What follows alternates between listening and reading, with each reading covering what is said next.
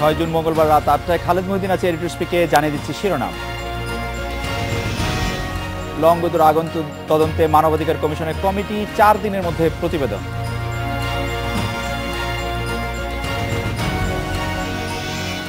Saudi কাতার দুই পক্ষের সম্পর্ক রেখে চলছে বাংলাদেশ, নিশ্চুপ পররাষ্ট্র মন্ত্রণালয়।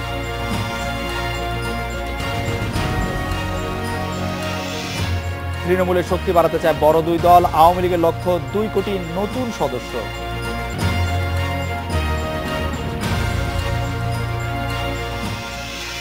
রাঙামাটির লংগদুতে পাহাড়িদের ঘরবাড়িতে আগুন দেওয়ার ঘটনায় 3 সদস্য তদন্ত কমিটি গঠন করেছে জাতীয় মানবাধিকার কমিশন। রাঙামাটি সরকারি কলেজের সাবেক অধ্যক্ষ বাঞ্ছিতা চাকমাকে কমিটির আহ্বায়ক করা হয়েছে।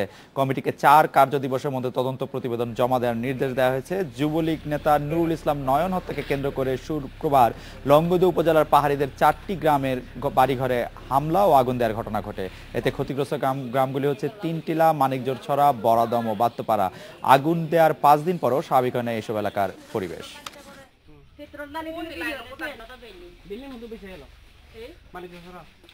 আগুনের তদন্ত নিয়ে কথা বলতে আমাদের সাথে আছেন চট্টগ্রাম বিশ্ববিদ্যালয়ের সহকারী অধ্যাপক বসুমিত্র চাকমা। বসুমিত্র চাকমা, আমরা নানা রকম অভিযোগ, পাল্টা অভিযোগ এগুলি শুনে আসছি।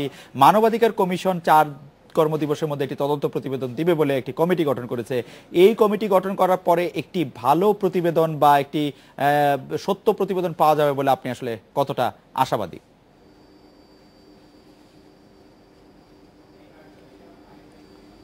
আসলে এখানে তো আমরা যতটুকু এই ঘটনাকে আমরা বিশ্লেষণ করতে হবে ঐতিহাসিকভাবে। যেমন অর্থনৈতিক শোষণ এখানে জড়িত, তেমনি হচ্ছে এখানে সামরিকায়ন জড়িত, আর হচ্ছে রাষ্ট্রীয় সামরিক বেসামরিক প্রশাসনের যেই এই দৃষ্টিভঙ্গি আছে, আধিপত্যবাদিতা আছে, মৌলবাদী যে দৃষ্টিভঙ্গি আছে আদিবাসীদের প্রতি, এটাই আসলে জড়িত। যেখানে এই আমরা বলছি এখানে মানবাধিকার কমিশনের 3 সদস্য বিশিষ্ট গঠন করা হয়েছে। এখানে মূলত হচ্ছে মানবাধিকার কমিশনের তো কিছু সীমাবদ্ধতা আছে এখানে। যেমন আপনি ধরুন, ওনারা এই সামরিক প্রশাসনের বিরুদ্ধে কোনো অ্যাকশন নিতে পারবে না, ওনারা পুলিশ প্রশাসনের বিরুদ্ধে কোনো অ্যাকশন নিতে পারবে না, অথবা ধরুন ওনারা সর্বোচ্চ স্বরাষ্ট্র মন্ত্রণালয় বরাবর আপিল করতে পারে। কিন্তু বসুমিত্র চাকমা, তো এখন আমরা যদি ঐতিহাসিকভাবে দেখি যে ঘটনাগুলো ঘটে যাচ্ছে। অধ্যাপক বসুমিত্র চাকমা, আপনি কি এই রাঙ্গামাটিতে আগুন দেওয়ার ঘটনাতেও সামরিক বাহিনীকে দায়ী করছেন? করলে সেটি কিভাবে আসলে?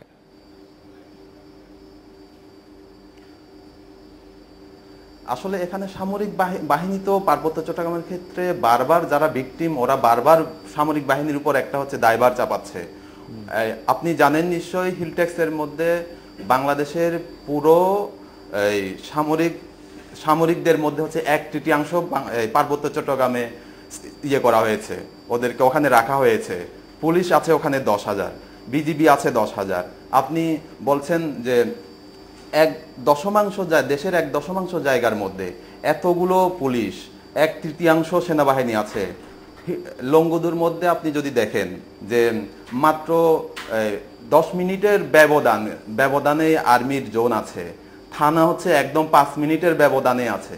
সবগুলো জায়গাতে যাওয়ার মতো, গাড়িতে করে যাওয়ার মতো যথেষ্ট পরিমাণ ওখানে স্কোপ আছে। বাট তারপরে হচ্ছে 250 ফ্যামিলি ঘর ওখান থেকে হচ্ছে উদাও করে দেওয়া হলো, ভস্মীভূত করে দেওয়া হলো।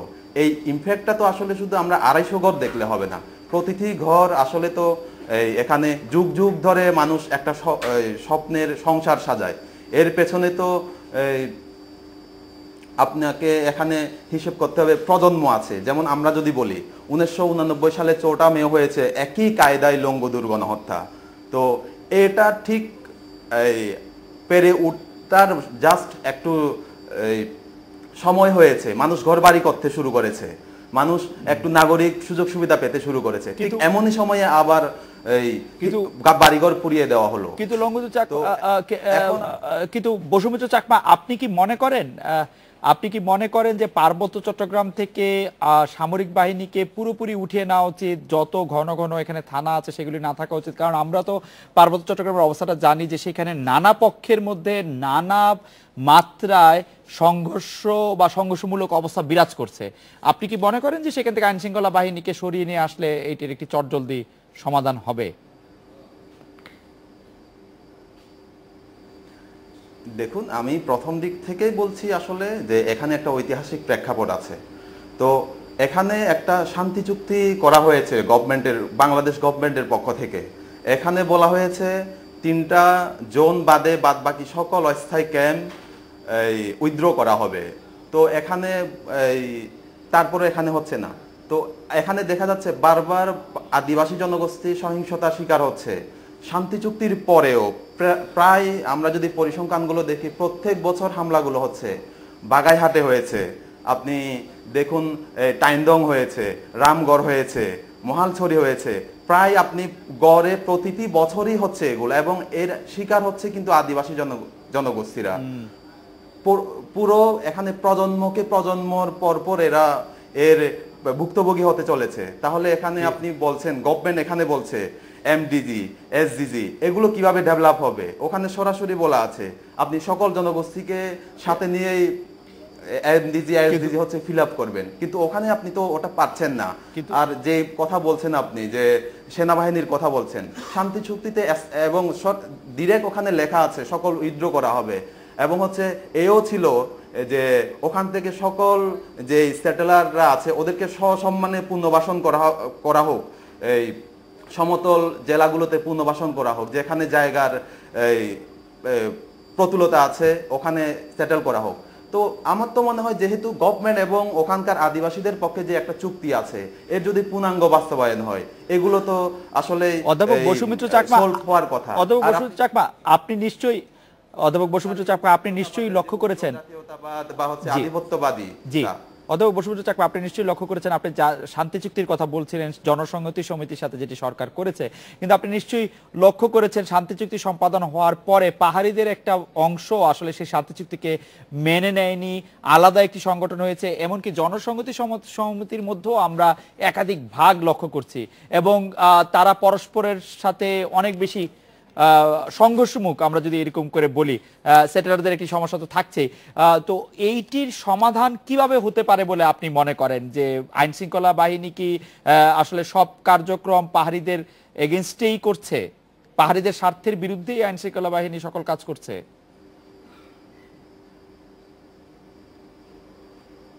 না, আসলে আমরা বলছি না যে এখানে একটা গোষ্ঠী আছে, গোষ্ঠীর মদদ আছে এখানে, এই গোষ্ঠীর মদদে এগুলো করা হচ্ছে।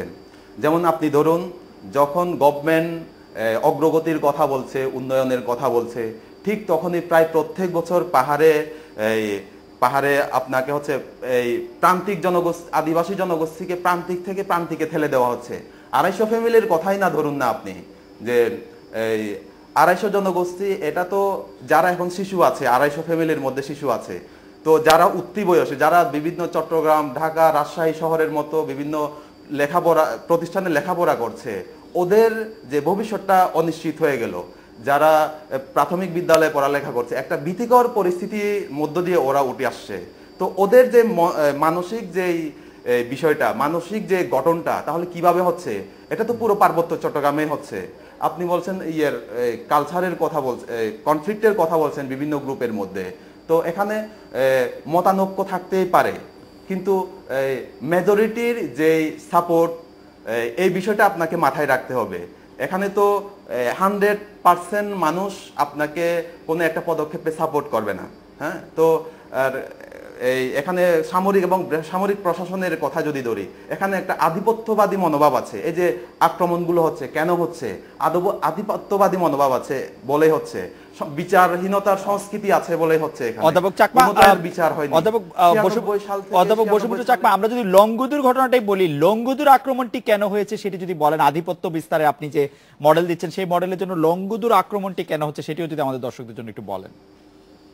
কি আধিপত্য বিস্তার করার জন্য লংগুদুতে আক্রমণ হলো বা 250 ঘর? এখানে কিন্তু অর্থনৈতিক শোষণের জি এখানে কিন্তু অর্থনৈতিক বৈষম্য এবং জাতিগত নির্মূলীকরণের একটা বিষয় আছে। এখানে অর্থনৈতিক বৈষম্য বলতে কি, এখানে প্রত্যেকটা ঘর প্রথমে লুটপাট করা হয়েছে। তো এখানে প্রত্যেকটা ঘরের লুটপাট করা হয়েছে দেখে 250 ফ্যামিলিকে ঘর লুটপাট করা হয়েছে এখানে।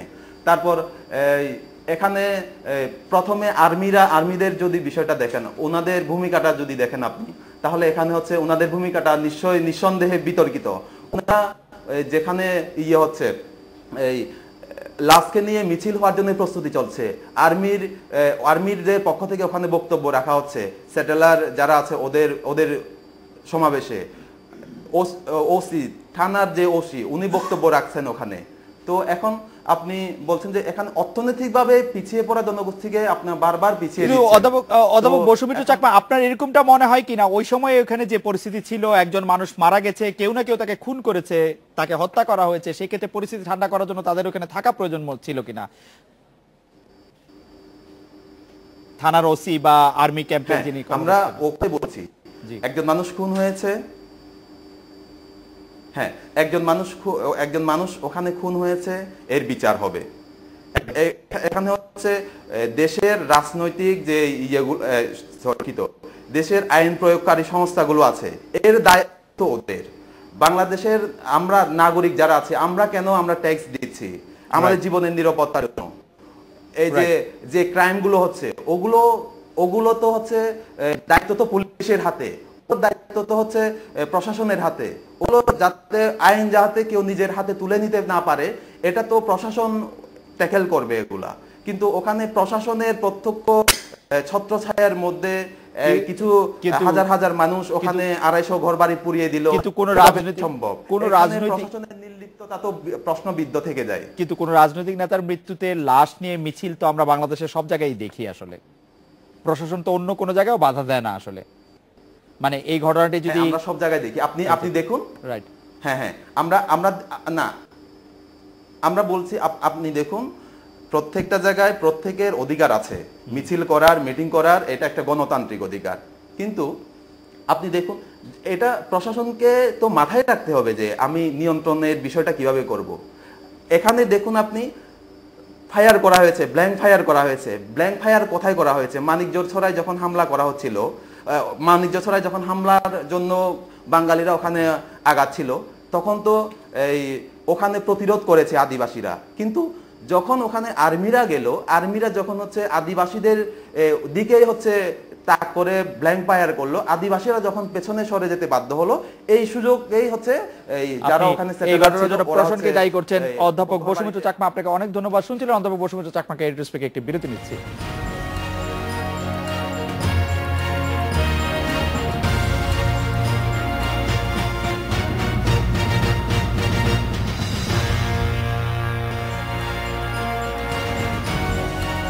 কাতারের সাথে সম্পর্ক ছিন্ন করতে জোটের মিত্রদের প্রতি সৌদি আরবের আহ্বানে এখনই কোনো সিদ্ধান্ত নিচ্ছে না বাংলাদেশ, বরং দুই দেশের সঙ্গে সুসম্পর্ক রাখতে চায় সরকার, জানিয়েছেন প্রবাসী কল্যাণমন্ত্রী। তবে এ নিয়ে এখনো কোনো আনুষ্ঠানিক মন্তব্য দেয়নি পররাষ্ট্র মন্ত্রণালয়।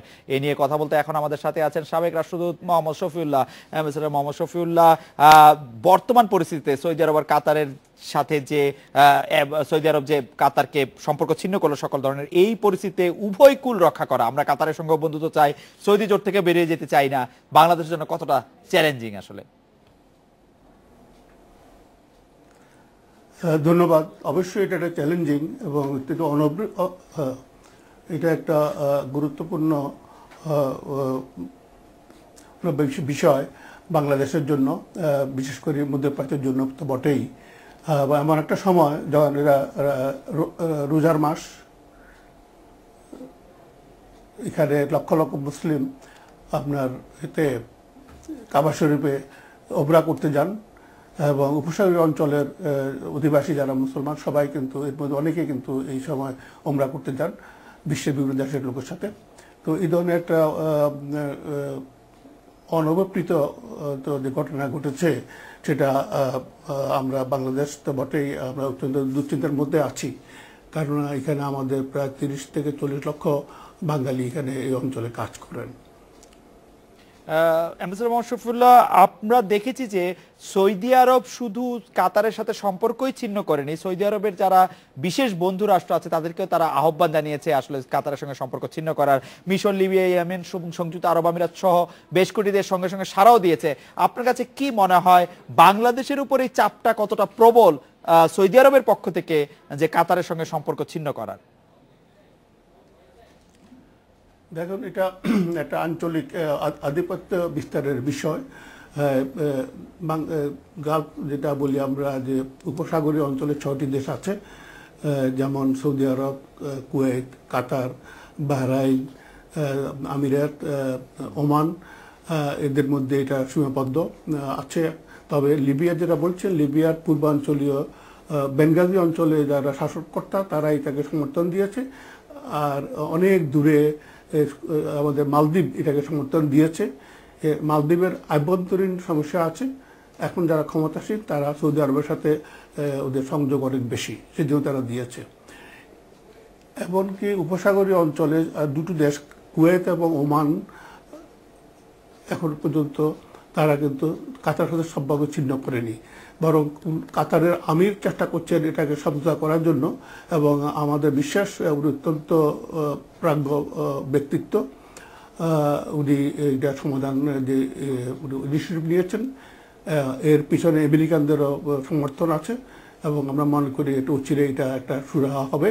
আর বাংলাদেশের কথা বলছেন, বাংলাদেশ অনেক দূরে, বাংলাদেশের উপর এমন কোনো চাপ আসবে না যেটা বাংলাদেশ দিতে পারবে না। এখন পর্যন্ত কোনো চাপ আসে নেই বলে আমি মনে করি, কারণ এটা আমরা গালফ অঞ্চল থেকে অনেক দূরে আমরা আছি। আমরা এখানে সরাসরি আমাদের সংযুক্ত আমরা হতে চাই না, হওয়ার প্রয়োজন আমাদের নাই। এবং অবশ্যই আমরা চাইব কাতার এবং অন্যান্য রাষ্ট্র অঞ্চলে আছেন সবার সাথে আমাদের সম্পর্ক ভালো থাকবে এবং আমরা এটাকে কাতারের সাথে সম্পর্ক ছিন্ন না করা নিয়ে কাতারের সাথে সম্পর্ক ছিন্ন না করা নিয়ে সৌদি আরবের সাথে আমাদের সম্পর্কের কোনো টানাপোড়েন হতে পারে বলে আপনি মনে করছেন কিনা? না, এটা এমন কোনো কারণ না, যেটা আমি আগে বলছি, এটা আঞ্চলিক একটা আধিপত্যবাদের বিষয়, যেটা এই উপমহাদেশে আমরা সময় সময় লক্ষ্য করেছি। একটা বড় রাষ্ট্রের সাথে ছোট রাষ্ট্র যদি থাকে তখন ছোট রাষ্ট্রের উপরে অনেক চাপ আসে, যেমন এখন একটা কাতার উপরে চাপটা আসছে। এরকম একটা ঘটনা ঘটেছিল 2 বছর আগে, নেপালের উপরে একটা ঘটনা ঘটেছিল। সুতরাং এটা অঞ্চলের বাইরে এই প্রেশারটা আসে না। আপনি মনে করছেন অঞ্চলের বাইরে প্রেসারটা আসে না? রাখতে হবে মাত্র 2 মাস। জি, না না, এমন কোনো কারণ নেই। আপনি বলছেন কিন্তু মুসলিম বিশ্বের নেতৃত্বদানকারী দেশ হিসাবে সৌদি জোট বিশ্বের অন্যতম বৃহত্তম মুসলিম প্রধান দেশের সমর্থন চাইবে, সেটাই তো স্বাভাবিক। যেখানে আপনি আধিপত্য বিস্তারের কথা বলছেন, কিন্তু সৌদি আধিপত্য মধ্যপ্রাচ্যে বা গালফ অঞ্চলে কাতার কিন্তু কখনোই সৌদি আরবের সমকক্ষ প্রতিদ্বন্দ্বী বা কোনোভাবেই আসলে একই পংক্তিতে বসার একজন নয়। সেই ক্ষেত্রে তো সৌদি আরব আরো বেশি দেশের সমর্থন চাইবেই এবং বাংলাদেশকে এক ধরনের চাপ সৃষ্টি করতেও পারে সৌদি আরব। আপনি যেটা বলছেন সৌদি তো অনেক বিশাল রাষ্ট্র, ওর ক্ষমতাধর ব্যক্তি এবং রাষ্ট্র, এবং ওর পিছনে আমেরিকা তো অবশ্যই আছে। এবং আপনাকে মনে রাখতে হবে যে মাত্র 2 সপ্তাহ আগে আরব, ইসলামিক এবং আমেরিকান যে শীর্ষ সম্মেলন হয়েছে সেখানে কিন্তু কাতার অংশগ্রহণ করেছে। এবং সৌদি আরব এবং আমেরিকা বলছে ইরান হলো যে এটা এই অঞ্চলে যে উগ্রপন্থীকে সমর্থন দিচ্ছে। তো এটা কিন্তু তখন কাতারের কথা বলা হয়নি। ওকে, জনাব মোহাম্মদ শফিউল্লাহ, অ্যাম্বাসেডর শফিউল্লাহ, আপনাকে অনেক ধন্যবাদ। আমাদের সঙ্গে শ্রম মন্ত্রণালয় সম্পর্কিত সংসদীয় স্থায়ী কমিটির সদস্য ইসরাফিল আলম এমপি যোগ দিয়েছেন। জনাব ইসরাফিল আলম, আপনি কি মনে করছেন সৌদি আরব কাতারের সাথে সম্পর্ক ছিন্ন করেছে, তার আহ্বানে সারা দিয়ে আরো 6টি মুসলিম দেশ, আরব এবং মুসলিম দেশ কাতারের সাথে সম্পর্ক ছিন্ন করেছে। সৌদি আরবীয় সরকার বাংলাদেশ সরকারের উপর কোনো চাপ দিচ্ছে কিনা কাতারের সাথে সম্পর্ক ছিন্ন করার? পররাষ্ট্র মন্ত্রণালয় সম্পর্কিত কোন রকম মন্তব্য এখন পর্যন্ত করে নাই, আমরা সংসদেও আপনাদের আলোচনা করতে শুনি নাই। আপনারা একটু চুপ থাকছেন বিষয়টিতে, এর কারণ কি জনাব ইসরাফিল আলম? আমাদের যে বর্তমান অবস্থা, আমাদের সরকারের পক্ষ থেকে এ ব্যাপারে কোনো প্রতিক্রিয়া জানানো হয়নি, কিন্তু বাস্তব অবস্থা থেকে আমরা একটা ধারণা করতে পারি যে সৌদি আরবের সাথে বাংলাদেশের বর্তমান সরকারের সম্পর্ক ভালো। এছাড়াও সৌদি আরবে বাংলাদেশের বিশাল সংখ্যক শ্রমশক্তি কাজ করে এবং যে রাষ্ট্রগুলো সম্পর্ক ছিন্ন করেছে আপনার কাতারের সাথে, সেই রাষ্ট্রগুলোতেও অনেক বাংলাদেশি শ্রমিক এবং যুবল সেখানে কাজ করে। সেইখান থেকে আমরা বলতেই পারি যে কাতারে যেন আমাদের ভালো সম্পর্ক না থাকে, কাতারে যেন আমরা জনশক্তি না করি, সেই ব্যাপারে একটা অনুরোধ, আহ্বান বা যাই হোক সেটা আসতেই পারে। তো আমি একটা কথা বলবো যে আমাদের কাতারে যতটুকু জনশক্তি আছে ওই 6টা দেশে তার চেয়ে অনেক অনেক বেশি জনশক্তি আছে। সব কিছু বিবেচনা করে আমাদের সরকার নিশ্চয়ই একটা দক্ষ কূটনৈতিক তৎপরতার ভেতর দিয়ে সমস্যা আন্দোলন করবে। তবে কাতারে যে সমস্ত এখন কাজ করছে তাদের মধ্যে প্রায় 35% শ্রমিক একটু সমস্যার মধ্যে আছে, বেতন ভাতা বা বিভিন্ন কর্মঘণ্টা, অন্যান্য সুযোগ, মেডিকেল অন্যান্য সুযোগ সুবিধার থেকে। আমরা এই সুযোগে কাতারের উপর চাপ দিয়ে ওই শ্রমিকদের জন্য আমরা ভালো কিছুও করতে পারি। প্রত্যেকটা সমস্যারই ভালো মন্দ দুটো দিকই থাকে।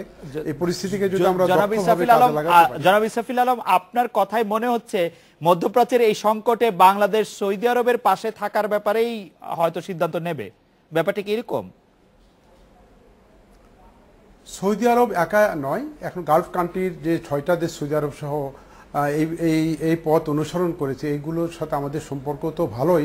এবং আমি আগেই বললাম একটা ব্যাপক সংখ্যক জনশক্তি এখানে কাজ করছে, সেখান থেকে রেমিটেন্স আসছে, সেই বিষয়টা আমাদের বিবেচনায় রাখতে হবে।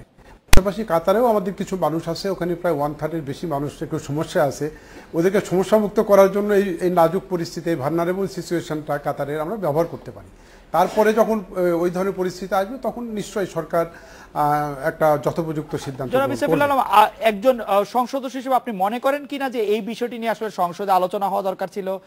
বাজেট অধিবেশন চালু আছে, এখন আপনারা আলোচনা করতেই পারতেন, প্রধানমন্ত্রী দেশে আছেন, বিরোধী দলের নেতা আছেন, এবং আরো একটি বিষয়, পররাষ্ট্র মন্ত্রণালয়ের কোনো একটি মন্তব্য বা বিবৃতি দেওয়া উচিত ছিল কিনা আমাদের জনগণের জন্য, যেহেতু আপনি বলছেন ওই 6টি দেশ এবং কাতারে আমাদের প্রচুর লোক রয়েছে। জি জি, আপনাকে ধন্যবাদ। যা বাংলাদেশের রাষ্ট্র অংশ হলো কারোর সাথে বৈরিতা না, সবার সাথে বন্ধুত্ব। এখন আমাদের বন্ধু রাষ্ট্রগুলোর মধ্যে সমস্যা হলে যে সে সমস্যায় আমাদেরকে জড়িত করতে হবে এমন কোনো কথা নয়। আমাদের মাননীয় প্রধানমন্ত্রী বঙ্গবন্ধুর অনুসৃত এই নীতিকে অনুসরণ করেই বিশ্বের অনেক ভাতৃপ্রতিম দেশের সাথে সুসম্পর্ক রক্ষা করে যাচ্ছে। তাই আমার মনে হয় it is too earlier to explain this matter. মাননীয় প্রধানমন্ত্রী এ ব্যাপারে সিদ্ধান্ত গ্রহণ করবেন, ওখানেই ছেড়ে দেওয়া হোক, আর সংসদে আলোচনা করার মতো অবস্থা এখনো আসেনি। জনাব ইসরাফিল আলম, আপনাকে অনেক ধন্যবাদ। অ্যাম্বাসেডর মোহাম্মদ শফিউল্লাহ, আপনাকেও এড্রেস পেকে একটি বিরতি নিচ্ছি।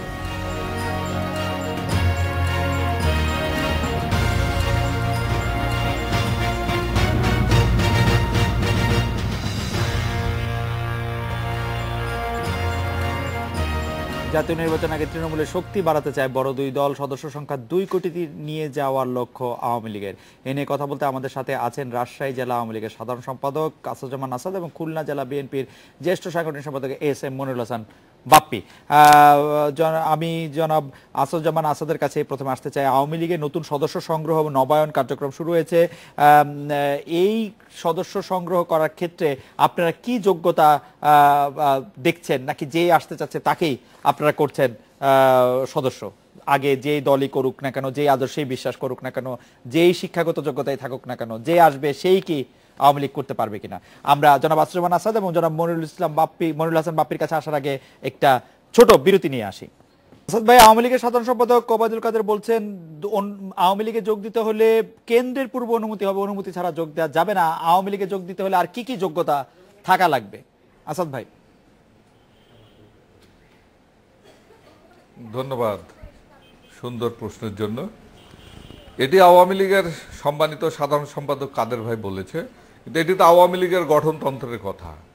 আওয়ামী লীগের গঠনতন্ত্রের 5 ধারাতেই স্পষ্টভাবে উল্লেখ আছে যে কি কি কাজ করলে আওয়ামী লীগ করা যায়, কোন কোন যোগ্যতা থাকলে আওয়ামী লীগ করা যায়। তো সেইখান থেকে আমরা বলতে চাই পরিষ্কারভাবে যে আওয়ামী লীগে এই যে আপনি যে প্রশ্নটি করলেন যে যে দলই করুক না কেন সে আওয়ামী লীগ সদস্য হতে পারে কিনা, এটি অবশ্যই পারে না। আওয়ামী লীগ করতে গেলে তাকে প্রথমত আওয়ামী লীগের আদর্শের প্রতি অনুগত হয়ে দলের প্রতি আবেদন সেটি কি? করতে হয়, তারপরেই আওয়ামী তাকে লীগের প্রাথমিক আদর্শ কি, সদস্য আসাদ ভাই? দেওয়া যাবে কি যাবে না। আসাদ ভাই, আওয়ামী লীগের আদর্শ কি? আওয়ামী লীগের আদর্শ আমাদের মুক্তিযুদ্ধের চেতনা, আমাদের জাতীয়তাবাদ, ধর্মনিরপেক্ষতা, আমাদের ন্যায় নীতি, সমাজ গঠন, এই যে বিষয়গুলো আছে, আমাদের মুক্তিযুদ্ধের চেতনার বাস্তবায়ন, বিভিন্ন যে বিষয় আছে আমাদের, যেগুলো বললাম যে আমাদের জাতীয় 4 মূলনীতিকে সমুন্নত রেখে এবং বঙ্গবন্ধুর নীতি আদর্শের প্রতি একাত্মতা প্রকাশ করে আওয়ামী লীগে সদস্য পদ নেওয়ার জন্য আবেদন করতে হবে। আবেদন করার পরে সেটি আমাদের ওয়ার্ড কমিটি একটি মিটিং করবে, মিটিং করে ইউনিয়ন কমিটির কাছে দিবে, ইউনিয়ন কমিটি সেটি উপজেলায় দিবে, উপজেলা সেটি জেলায় দিবে, তারপরে যাচাই বাছাই করে তাদেরকে সদস্য সংগ্রহ ফর্ম দেওয়া হয়। এইটি আওয়ামী লীগের গঠনতান্ত্রিক বিধান। আর আপনি যেটি পরে বললেন যে কেউ আওয়ামী লীগে যোগ দিতে পারে কিনা, এটা অবশ্যই পারে না। তবে কিছু কিছু ক্ষেত্রে যে ব্যত্যয় ঘটেনি তা তো না, কিছু কিছু ক্ষেত্রে আমাদের মাননীয় সংসদ সদস্যরা। আসাদ ভাই, আমি আবার আপনার কাছে আসবো। আমি শুধু আপনি জানতে চাইবো যে আওয়ামী লীগের আদর্শ বলে আপনি যে কথাগুলি শোনালেন, ধর্মনিরপেক্ষতা, জাতীয়তাবাদ, গণতন্ত্র বা মুক্তিযুদ্ধের চেতনা বা মুক্তিযুদ্ধের মূলনীতি, বর্তমান সরকার এই যোগ্যতায় পাশ করবে কিনা? বর্তমান সরকারে কত ভাগ পাশ করবে আসলে মুক্তিযুদ্ধের চেতনা, ধর্মনিরপেক্ষতা, জাতীয়তাবাদ এই প্রসঙ্গে? আমরা কি একটি ধর্মনিরপেক্ষ সরকার ব্যবস্থা আছে? ধরনের প্রশ্ন যে এইটা নিয়ে আমরা কি একটি ধর্মনিরপেক্ষ সরকার ব্যবস্থা আছি? না, ধর্মনিরপেক্ষ সরকার ব্যবস্থাতে আছেই তো, আমরা অবশ্যই আছি। তবে সেক্ষেত্রে আপনি যে প্রশ্নটি করতে চাইছেন, আমাদের সংবিধানকে ৭৫-এর পরে যেভাবে কাটাছিড়া করা হয়েছে, সেই মূল জায়গাতে যেতে কিছু তো সময়ের প্রয়োজন, সেই সময়টি তো আপনারা দিবেন। আমরা ধাপে ধাপে সেই জায়গা চেষ্টা করছি এবং অবশ্যই আগামীতে যাব। আমরা আবার আসছি আপনার কাছে। আমি একটু মনিরুল হোসেন বাপ্পি ভাইয়ের কাছে যেতে চাই। আওয়ামী লীগ নতুন সদস্য সংগ্রহ নবায়ন কার্যক্রম শুরু করেছে। বিএনপি ও তৃণমূলে জোর দিচ্ছে যে তৃণমূলের সমর্থন কিভাবে বাড়ানো যায় এবং সাধারণ মানুষকে সম্পৃক্ত করা যায়। কিন্তু বিএনপির ক্ষেত্রে নেতাকর্মীদের নিয়ে অনেক রকম অভিযোগ, বিশেষ করে খুলনায় আমরা দেখতে পাচ্ছি যে এর দল তার দল, সেই সমস্যার সমাধান আপনারা কিভাবে করছেন বাপ্পি ভাই? ধন্যবাদ আপনাকে। আমরা অতীতে বিএনপি এই সদস্য সংগ্রহ শুরু করেছিল, বিএনপি আওয়ামী লীগ আমাদেরকে অনুসরণ করেই এই পথে ধাবিত হয়েছে। পৃথিবীতে প্রথম বিএনপি করলো সদস্য সংগ্রহ। বাপ্পি ভাই, পৃথিবীতে প্রথম বিএনপি সদস্য সংগ্রহ করেছে প্রথম? না, আমি তা বলতে চাইনি। মানে আওয়ামী লীগ তো অন্য কাউকে সদস্য সংগ্রহ শুরু করেছিল গত কয়েক বছর আগে। ওকে, আওয়ামী লীগ আমাদেরকে অনুসরণ করেই এটা শুরু করেছে। কিন্তু আমি বলতে চাই যে বিএনপি একটি নির্বাচনমুখী দল, এখন নির্বাচন নিয়ে ভাবছে। বাংলাদেশের নির্বাচন ব্যবস্থা যেভাবে ধ্বংস হয়েছে, বাংলাদেশের গণতন্ত্র যেভাবে ধ্বংস হয়েছে, বাংলাদেশের রাজনৈতিক সামাজিক অবস্থা যেভাবে ভেঙে পড়েছে, বিএনপি শুধু গণতন্ত্র উদ্ধারকে নিয়েই এখন এই মুহূর্তে ব্যস্ত আছে। নির্বাচন ব্যবস্থা কিভাবে সংস্কার করে বাংলাদেশে তৃণমূলে যে কোন্দল রয়েছে সেই কোন্দল মেটানোর জন্য আপনারা কি করছেন? বিএনপির ভিতরে যে নিজেদের মধ্যে যে কোন্দল, সেই কোন্দল মেটানোর জন্য আপনারা কি করছেন বললেন? বিশেষ করে আপনি যে কথা বলেছেন, খুলনার যে অভ্যন্তরীণ কোন্দলের কথা আপনি উল্লেখ করেছেন, আমি মনে করি খুলনা বিএনপিতে কোনো কোন্দল নাই। আমাদের বিএনপির আমার একজন সাংগঠনিক সম্পাদক, 2 নম্বর সাংগঠনিক সম্পাদক জেলা বিএনপির ইতিমধ্যে হত্যা হয়েছে, যেটা বিএনপি তাদের অবস্থান পরিষ্কার করেছে যে তাকে হত্যা করেছে যারা, বিএনপির কাঁধে সেই লাশটি তুলে দেওয়া হয়েছে ষড়যন্ত্রের মাধ্যমে। আপনি মনে করছেন বিএনপির মধ্যে কোনো কদল নাই? বাপ্পি ভাই, আপনাকে ধন্যবাদ। আমরা একটা বিরতি নিয়ে ফিরবো আপনার কাছে এবং আসাদ ভাইয়ের কাছে। আমরা একই প্রশ্ন করতে চাই, আপনার কাছ থেকে শুরু করতে চাই। বিএনপি বা 20 দলীয় জোটের কেউ আওয়ামী লীগে আসলে যোগদান করছে কিনা, মুক্তিযুদ্ধের চেতনায় বিশ্বাসী বা আওয়ামী লীগের চেতনায় নতুন করে বিশ্বাস আস্থা রাখছে বলে তারা আবার আওয়ামী লীগে যোগদান করছে কিনা, সেই ক্ষেত্রে আপনারা কি করছেন বা কি করবেন, এটি জানতে ফিরে আসবো আপনাদের কাছে। বিরতি নিয়ে ফিরছি।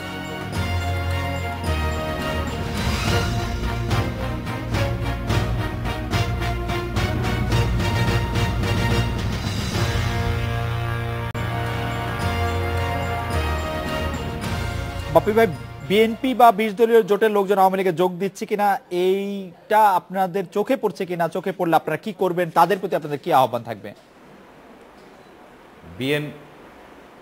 বিএনপি এবং 20 দলীয় লোকের জোটের লোকজন আওয়ামী লীগে যোগ দিচ্ছে না, মাঝে মাঝে কিছু কিছু জায়গায় বাধ্য করা হচ্ছে। বাংলাদেশের 16 কোটি মানুষকে যেমন জিম্মি করে ফেলা হয়েছে, যেমন সাংবাদিক, পুলিশ, প্রশাসনিক সকল ব্যবস্থাকে ভেঙে দিয়ে 16 কোটি লোককে যেমন আমলিগ করানো হচ্ছে, যে আমলিগ আজকে 1.5 কোটি সদস্য সংগ্রহের উদ্দেশ্যে মাঠে নেমেছে। আমলিগ তো 1.5 কোটি সদস্য সংগ্রহ করার প্রয়োজন আছে বলে আমি মনে করি। এই কারণে শুধু এটা কৌতূহল যদি মেটাতেন, আমি একজন সাংবাদিক, আমার আপনাকে জিম্মি মনে হয় কিনা, আমার আপনাকে মনে হয় কিনা আসাদ ভাই ওইখান থেকে আমাকে পিস্তল ধরে রেখেছেন আমি কথা বলছি, আপনার এরকম মনে হচ্ছে কিনা? আমি কখনো কখনো আমাদের দেশের মানুষ, সব মানুষই মনে করছে 16 কোটি মানুষই আওয়ামী লীগের কাছে জিম্মি। এই কারণে জিম্মি, সকলকে আওয়ামী লীগ যেটা চাচ্ছে সকলকে সেটা বাধ্য করা হচ্ছে। 16 কোটি মানুষ জিম্মি মানে কি বেগম খালেদা জিয়া সহ জিম্মি, না উনি বাদে আর বাকি সবাই জিম্মি? হ্যাঁ, বেগম খালেদা জিয়া সহ জিম্মি কেনা সেটা আপনারা ভালো করে জানেন। আমি জানি না অবশ্য। যাই হোক, আপনার কথা মেনে নিলাম যে আওয়ামী লীগ জোর করে মানুষকে আওয়ামী লীগের সমর্থন করতে বাধ্য করছে এবং পুরো দেশকে একটি জিম্মি করে রেখেছে এবং পুরো দেশের মধ্যে একজন স্টিমুলার চাপাচ্ছে। এই কথা কিছুটা সত্য আসাদ ভাই। আওয়ামী লীগের এই সরকারের আমলে যেন সবার মধ্যে এক ধরনের ভয়, ভীতি, হামলা, মামলা এগুলির আশঙ্কা কাজ করছে। কি বলবেন আসাদ ভাই? জোর করে আপনাদের সদস্য জোগাড় করতে হবে এখন। ধন্যবাদ ভাই। আওয়ামী লীগ এখনো ওই জায়গাতে নাই যে বিএনপির নেতা যে বক্তৃতা করলেন তাকে সম্মান রেখেই বলতে চাই, জিয়াউর রহমান সামরিক শাসন দিয়ে রাজনীতিতে রাজনীতিবিদদের বেচা কিনা শুরু করেছিলেন। সে প্রক্রিয়াটা তাদের মাথায় আছে বলে তাদের এই কথাগুলো আসে। আওয়ামী লীগ একটি প্রাচীনতম দল। তিনি এর আগে বললেন যে বিএনপির দেখে আওয়ামী লীগ সদস্য সংগ্রহ করে। আমরা একাধিক বিএনপি কি আমরা একাধিক জামায়াত নেতাকে দেখেছি আপনাদেরকে ফুল দিয়ে আপনাদের দলে যোগ দিতে। আপনারা এখনো আর্টিকেল 70 রেখেছেন যাতে অন্য কোন দলের আওয়ামী লীগের জন্ম, অতএব যাতে আপনাদের দলে হর্স ট্রেডিং না হতে পারে। 70 আমরা রেখেছি, এটি বলতে পারেন এটি সংবিধানের শুরু থেকেই ছিল।